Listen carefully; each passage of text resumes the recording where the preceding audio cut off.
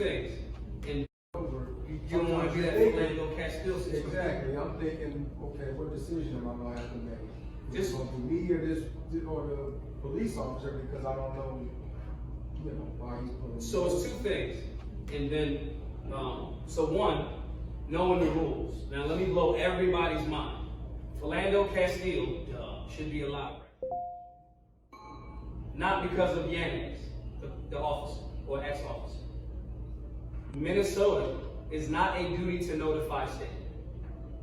Meaning, he had no legal reason or obligation to even, now was he trying to do what he thought was the right thing? Yes. Yep, 100%. But he ran into a marshmallow that was scared. I don't even think it was racial.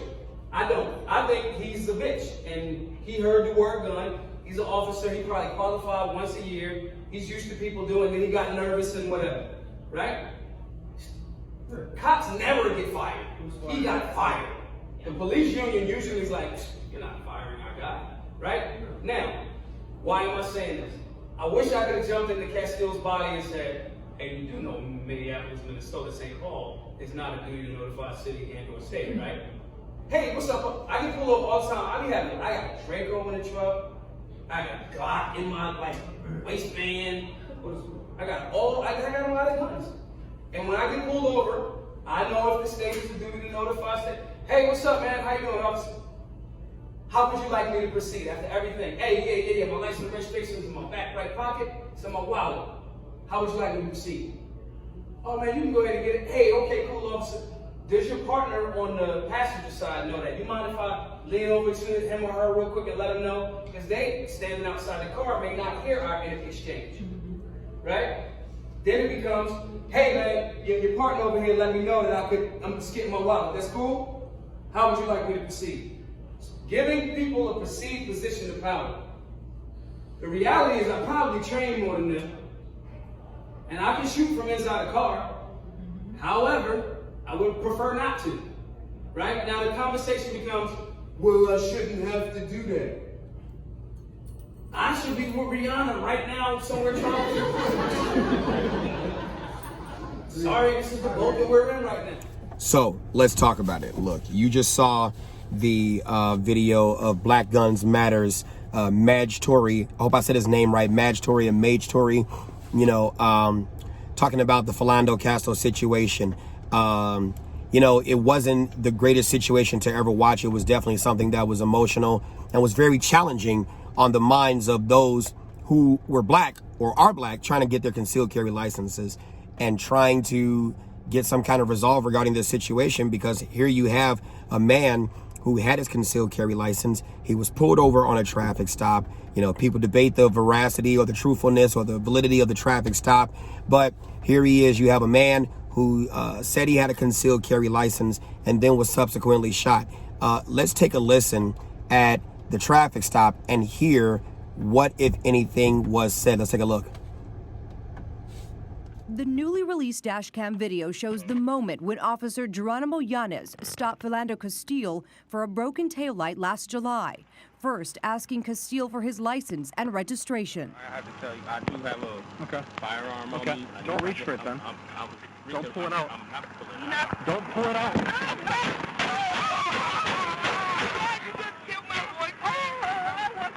Within 90 seconds of making the stop, the 29-year-old officer fired 7 shots. Castille's girlfriend, Diamond Reynolds, was in the passenger seat. She streamed the immediate aftermath on Facebook Live. I told him not to reach for it. I told him to get his hand out. You told him to get his ID, sir, and his driver's license. Let's get right to it.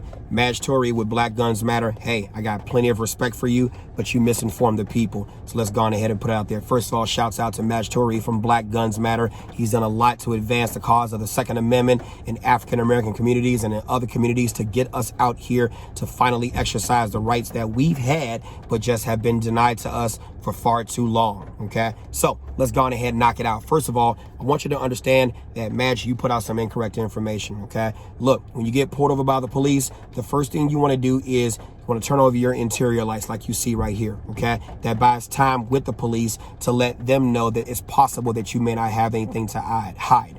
Why, if anything, would you turn on your interior lights if you had something to hide? That's one reason why things go on the way they do, because it's too dark into the car, and darkness is a position that creates fear, okay? Number two, you roll down that window, okay? And you put your palms, your hands on 11 on the steering wheel with your palms facing you. Why do you do that? Because in police training circles, I say again, police training circles, if your palms are facing the police, they believe that you do not have a weapon in your hand, because in order for it to be in your hand, you have to clench your palms, close your hands, and that is seen as a sign of aggression. So you want to have your palms facing you on 11, because of the angle of approach. The police officer will see your hands before they see your face, okay? Number three, you need to have your driver's license, concealed carry, and any other kind of credentials that they immediately need, not just to prove that you are concealed carry licensee, but for the traffic stop, you need to have that stuff around your neck. The last thing that you want to do is what Madge suggested. Can I go into my wallet? Do your partners know? Can I go into my wallet? Do your partners know that you gave me the permission to go into my purse? Look, even if the partners knew that the officer who stopped you gave you permission, that still isn't going to do anything to stop them from maybe using deadly force towards you if they think that as you're reaching for your wallet, you're reaching for your gun. As you're reaching in your purse, you're reaching for a gun. And as was the case in Philando's situation, as he's reaching perhaps maybe for his wallet to show his concealed carry ID, he's reaching inside of a bag, and in that bag could contain a gun, and that gun could be shot from inside of the bag to harm not only the officer, but Philando or anybody himself. It is very important that instructors teach you the right way, the right way, the right way, the right way, not the assumed way, but the right way based upon education, training, and experience. Madge, I love you enough to sit there and tell you, brother, if you don't have that type of experience, there are too many people out there who will educate you, not just by telling you, but by showing you that this is the right way that it needs to be done. Get educated so you can teach the people correctly. Also, you said that Minnesota is not a duty to notify state. That is incorrect information. Minnesota statutes, section 624, 714, subsection 1B. You do have a duty to notify upon the officer requesting, whether or not you have a permit or whether or not you have a firearm. You have a duty to notify. To absolutely say that there is no duty to notify is totally incorrect. And in the people's mind, who may not understand the difference between certain types of duties that are contingent upon certain kind of conditions, you will set the people off on a tangent where they will begin to argue with the officer, stating that I do not have a duty to notify because someone like you with a brand name said that you do not have a duty to notify. Educate the people well. Minnesota statute 624, 714, subsection 1B. If an officer asks you for your license, or if you have a firearm, just as is in the state of Illinois, you have a duty, once asked, to tell them.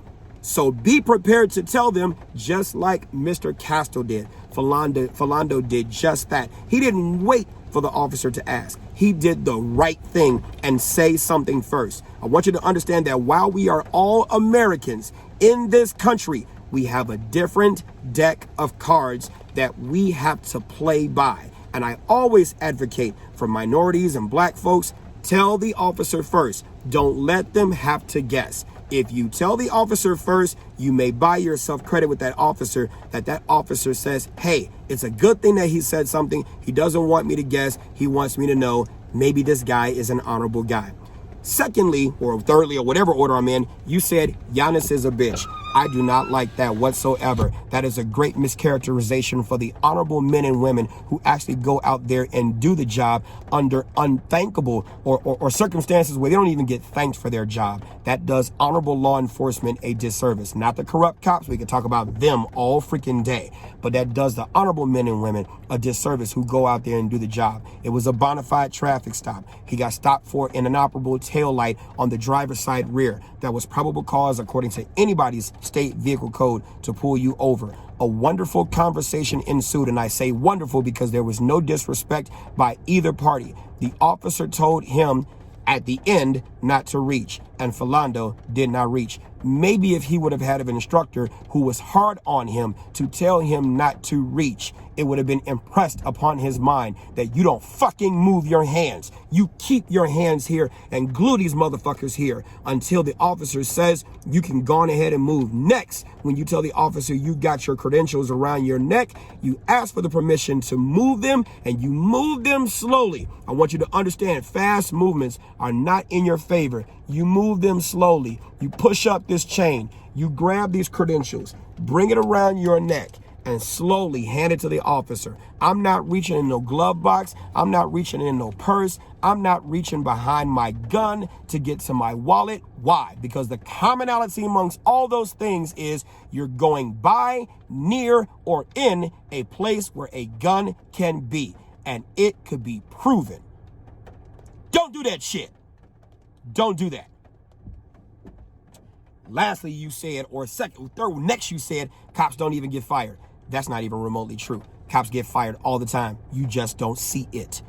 Politics runs rampant in law enforcement. Cops get fired for just doing their job. Cops get fired because they don't do their job. You got officers, as in this case, you said Officer Yanis was fired. I want you to understand that people, not even just the police, you could just be an average civilian and get fired so that the company could save face and say, hey, we've rectified the problem by terminating the officer. That doesn't mean the officer or the fired employee did something wrong. It just means that the company is trying to save face. If you were well-versed in civil law and you were well-versed in employment law and you were well-versed in officer-related terminations, you would understand this. And it's too easy for you to be educated, sir. Stop false flagging, get educated. Lastly, you said, does your partner on the passenger side mind if I lean over because you all had an exchange with me? Does your partner know? And you demonstrated leaning over. Don't do that, please, for crying out loud. Keep your hands on 11. Keep that interior light here. Keep your documents within reach so that you don't have to reach around and grab things like that. Hey, I know it's an inconvenience. Trust me, I know. I know you don't want to do it. Trust me, I know. But you are the one, as a minority or a whatever you choose to call yourself, who decided you wanted to carry a gun to protect yourself. So welcome to a different game. Welcome to a different deck of cards. And you better play the fuck out this game and win. They want to go home. You want to go home. So let's do what we have to do so we could both go home. They don't know you. You don't know them. You want to call them a racist ahead of time. They want to call you something else ahead of time. When we start to feed and learn each other and understand the human condition and understand anger management and understand crisis intervention, we can all get past all of these bullshit isms and survive. And if you are an instructor, Madge Toure, or whomever else may watch this video, you have a duty to the people to teach them well. Do not give them or yourself or the 2A Second Amendment gun-loving, freedom-loving community a disservice by misinforming the people. Inform them correctly. Train them well. You have a duty to do that. This is Instructor Mike, and you've been trained. Follow me on Instagram at Yes Mike Said It. Follow me at Facebook on Mike Brown. Subscribe to my YouTube page, Instructor Mike. Hit the subscribe button, hit the bell for notifications. Get your butt in someone's concealed carry class with an instructor who's going to train you well and train you right. Good instructors don't give a damn about your ego. Our job is to place that dot on your brain so that when life shoves that pencil in your hand, you will have a dot to connect. See you on the range.